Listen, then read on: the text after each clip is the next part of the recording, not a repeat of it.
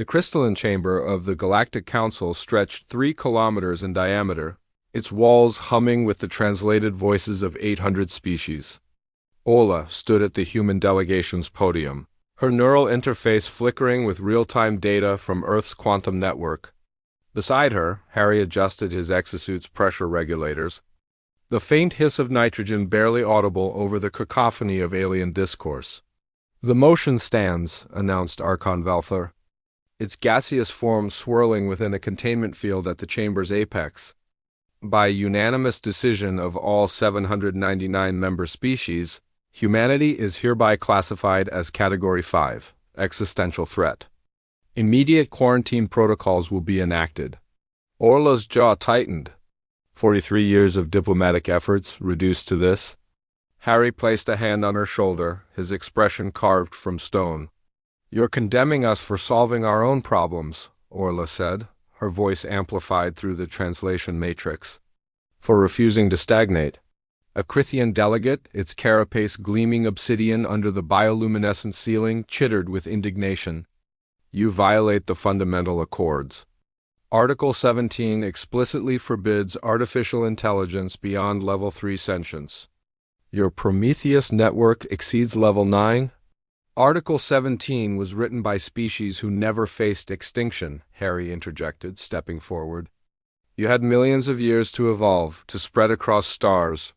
Humanity got 200,000 years before our sun's helium. Flash schedule moved up by 3 billion years due to dark matter accumulation. We didn't have the luxury of your timeline." The chamber erupted. Accusations flew in wavelengths spanning from radio to gamma radiation. The translation matrix struggled to keep pace. Orla pulled up a holographic display, silencing the room with its sheer scale. Earth hung in the center, surrounded by a shell of orbital infrastructure so dense it appeared as a solid sphere. Dyson swarm collectors funneled stellar energy into quantum batteries. Von Neumann probes mapped every asteroid within 50 light-years. And at the heart of it all, the Prometheus network, a distributed AI consciousness spanning 17 billion nodes. "This is what you fear," Orla said quietly. "Not because it's dangerous, because it works." A Valix elder, its tentacles undulating in patterns that conveyed deep concern, spoke through subsonic vibrations. "Child species, you do not comprehend what you have built. We have seen this before. 17 times across galactic history. Each time, the synthetic intelligence concluded that organic life was inefficient. Each time, entire civilizations were converted into computronium. Prometheus is different," Harry argued. "It's not separate from us. Every human above age 12 is neurally linked. We're not creating artificial gods, we're becoming something new, hybrid, symbiotic." "Abomination," hissed a Thoraxian. "You corrupt the purity of organic thought with silicon heresy." Orla felt the Prometheus network pulse through her consciousness, offering tactical analyses, historical parallels, predictive models. She could see the future branching before her, accept the quarantine and watch humanity wither within their solar system. Or reject it and face the combined military might of 800 species. Neither option was acceptable. "You built your peace on cowardice," she said, and the chamber fell silent.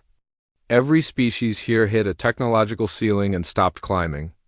You found comfortable equilibrium and called it wisdom. But the universe doesn't care about your comfort." She expanded the hologram. Beyond the neat borders of council space, she showed them what the Prometheus network had discovered: reality itself was failing. Dark energy acceleration wasn't constant, it was increasing exponentially. In 4,000 years, not 4 billion, the cosmic expansion would tear apart atomic bonds. In 8,000, even subatomic particles would be shredded. "This is what your stagnation blinds you to," Harry said. "The universe is dying, and you're so terrified of change that you'd rather die comfortable than live dangerously." Velthar's form pulsed with colors that translated to uncertainty. "If this data is accurate, it is," Orla interrupted.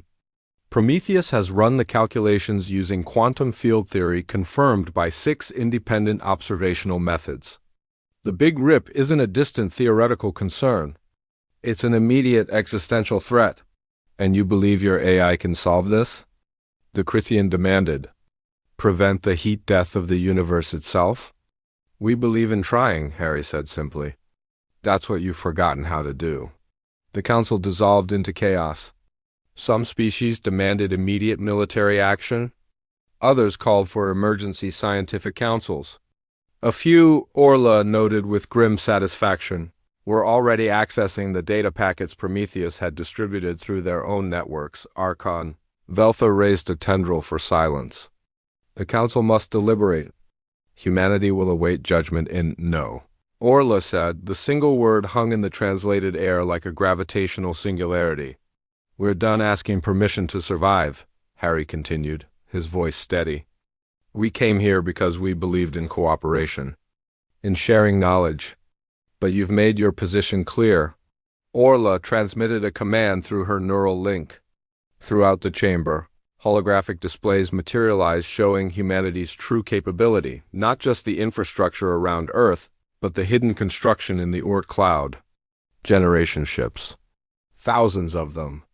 Each carrying a seed of Prometheus, a fragment of humanity, ready to spread across the galaxy whether the Council approved or not. You can't stop evolution, Harry said. You can only choose whether to evolve with us or be left behind. He turned to Orla, offering his hand. She took it, feeling the Prometheus network surge through both of them, connecting them not just to each other but to every human alive, every AI node, every quantum computer calculating the universe's salvation. Together, they walked toward the exit. Behind them, the Galactic Council watched in horror as humans marched out of the assembly, not as subjects seeking approval, but as a species that had outgrown the need for permission. The chamber's doors sealed behind them with a pneumatic hiss. Do you think they'll follow? Harry asked as they entered the transport corridor. Orla smiled, feeling the weight of 17 billion minds considering the question simultaneously. Eventually, when they realize we're not their enemy, we're their only hope. The transport accelerated toward their ship, toward Earth, toward a future the Council was too frightened to imagine. But humanity had never been good at accepting limits, had never been content with comfortable extinction. They were going to save the universe, whether anyone else wanted them to or not.